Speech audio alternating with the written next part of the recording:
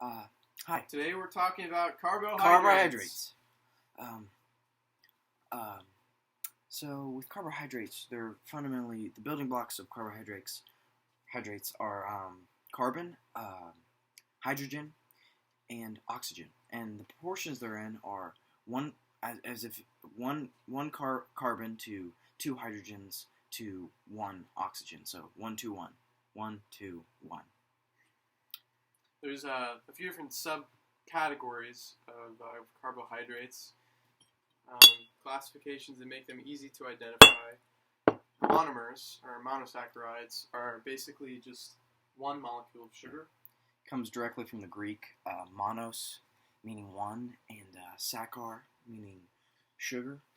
Two carbohydrates, molecules, called disaccharides, basically two monomers. Di, meaning two, also from the Greek. Two monomers of sugar. And then finally, long chains of disaccharides and monosaccharides are called polysaccharides. Yeah. And for sugars, monomers could be monosaccharides or disaccharides. So let's delve deep into monosaccharides for a minute. Monosaccharides. Okay. So there's different types of ways you can classify them. But one way would be to see where their carbonyl group is, which is a carbon double bonded with a oxygen, as you know from the test before. So functional groups. Yeah. God, that really killed me. Let's say the carbonyl group happens to be in the center of this monosaccharide. You know what that is? What is it? It's an aldehyde. Ketone. It's a ketone. Ketone. It's a ketone. It's a ketone. I just think Ketone National Park. I think heart. The heart of our country. And then ketone. And then I think it's got to be in the center, and which is a ketone sugar is called a ketose. So if you think sugars.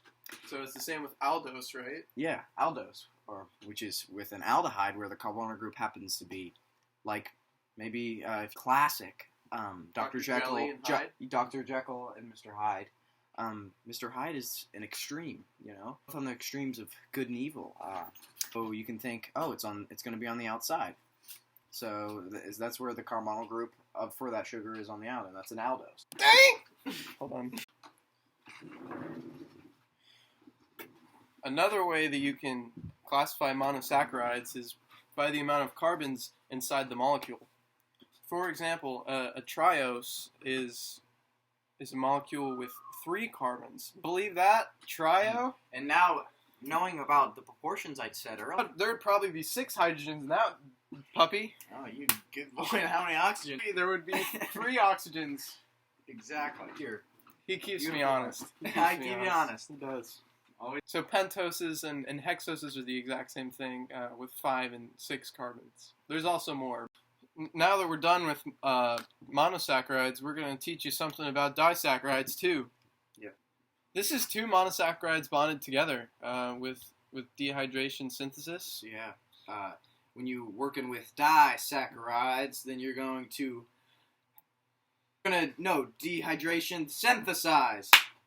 Just take away that water. Just take because you take the OH and the H, and then they bond together with that little O. And, covalent. Yeah, covalent. Covalence. They create a glycosidic linkage, which is formed of covalent bonds. We have a couple of examples to slap on you dogs. Maltose, or maltose, is in beer. Yeah, malt beer. Malt beer. Malt liquor. Beer, yeah, exactly. Definitely, that's 2 glucose monomers just right next to each other. Or another disaccharides, table sugar, and sucrose is glucose and fructose. Keep them honest. You don't keep me honest. I keep them honest. You don't. Finally, lactose would be a disaccharide. The galaxy. It's in milk. Galactose and glucose. No, it's just glucose and galactose. Glucose and galactose are actually very similar. It's just the OH and the H are switched. I believe. If I like to think of when I think lactose, I think of the government and how they are suckling at the teat of the taxpayer until they are raw and chapped. And then I think milk. And then I think glucose and galactose. All right? Yeah. So now we're going to talk about polysaccharides. Want a cracker is what I think, and then I think more and more crackers. A lot, hundreds of crackers. Trillions. No, not trillions. Just thousands. Thousands and thousands. So you get with these you just get these glycosidic linkages that just go on for days. And we did talk about earlier dehydration synthesis. You take water out, and then that's how they link together. And you do that a bunch of times, and that's where you get polysaccharides. All right. Yeah. Well, there's a few different types of storage polysaccharides. Most notably the starch, which is just like a polymer of a bajillion glucose molecules. And when I'm thinking of starch, I just think of my cousin's girlfriend at one point. She was eating a bunch of mac and cheese and just noodles and all that type of stuff. And she's just like, I'm a starch girl. And she didn't eat anything else. She didn't eat salad or anything. Didn't have any cellulose. Yeah. Long story short, they broke up, so starch. Well, that's how I remember starches. And they're easy to break down because they broke up. So so that you can use them for energy later. So starches, for energy storage. We'll get to this later, but they're of the alpha formation of molecules, and here. Oh. Whoa. No, that's the future. Oh, you can't see that. You can't see the future now. And there's also glycogens. And see, starches are in plants, but glycogens are in people. Exactly. And people are what make this job worth it. So with glycogens, they're pretty much the same thing, but for vertebrates. So they're short-term energy storage, just like starches. You break them down later, and then you use them. I love that book. Enough about storage. Let's talk about structure. Structural polysaccharides. Like the structure of my face, which I've been told is very nice. Shut up. And we're back. So let's look at some examples of that. Cellulose, for example, probably the most common that you'll see on any forum. Cellulose.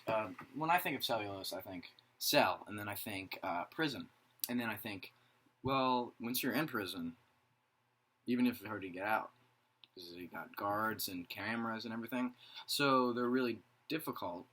So they're hard, and they're strong, like cellulose is. And why is it strong? Cellulose.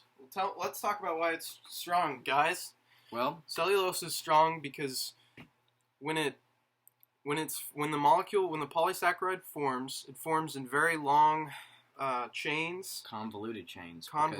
Because even though this is where we're going to go back to the Greek, aren't we? Alpha and beta. Always. And so with alpha, like we talked about, starch is an alpha, has alpha glycosidic linkages.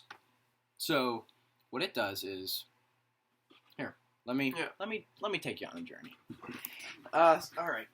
No, this is an alpha. I know. We'll talk about cellulose later. First, we're going to talk about alpha. Well, that was a bit of a jump. Sorry. Well, we got to make jumps sometimes. Well, as you can see, this is an alpha linkages, and so all of the structures are, parallel to each other. So we got these straight lines on the top and the bottom, and they're very straight, and it doesn't make very many hydrogen bonds with itself or others. So it's pretty weak.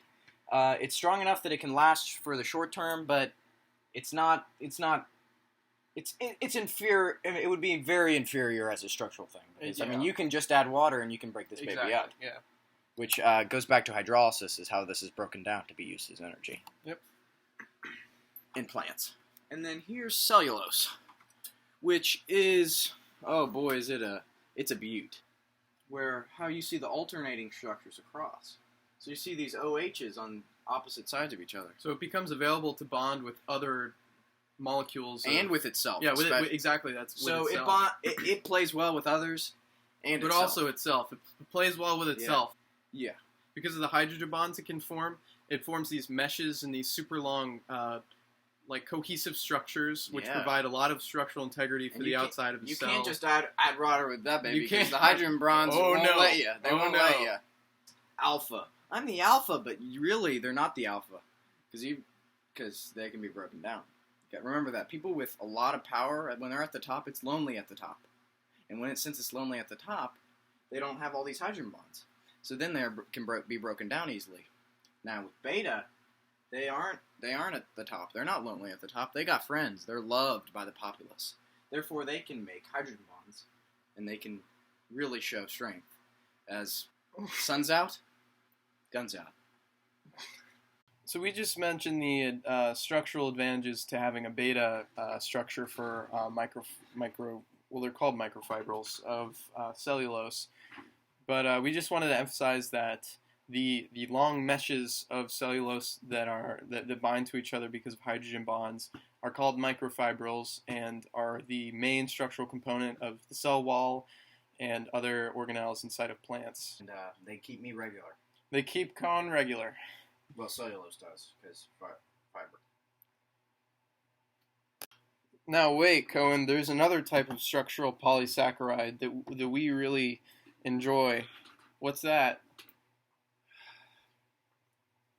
Chittin'. You've got to be chitting me. It's actually chitin. Comes from the Greek, and whenever I think of chitin, I think of chi-squared, and then I think statistical analysis, and then I think hard but flexible, and then chitin. Or you can think of kites. So now fungi are different than plants, and they don't use cellulose. They use chitin. It's very similar, but it is different. And so fungi use chitin as their cell walls, and so do arthropods, like say pill bugs. And so they also use that, crustaceans, insects, arachnids, the lot. So chitin is basically structurally similar. Chitin. To it means it comes from the Greek meaning any coating or covering. To cellulose, but has an extra nitrogenous appendage. Yeah. Making it. And I have a question actually for you. What's that? Say you're just playing with some calcium carbonate. Okay. All right. I do that often. Yeah, and you decide I want this to react with some chitin. What happens? I mean, I know it's kind of specific, but I thought I was just wondering. I understand. Yeah. Well, what would happen? What would happen? It would become even more of a structurally comparable substance. So it wouldn't be as flexible anymore. It'd be harder. Harder, better, faster, stronger. Stronger. Yeah. Basically, some insects and fungi use. You're not a fun guy. They use calcium carbonate to strengthen their shells. Sun's out, with guns chitin. out. Sun's out, guns out.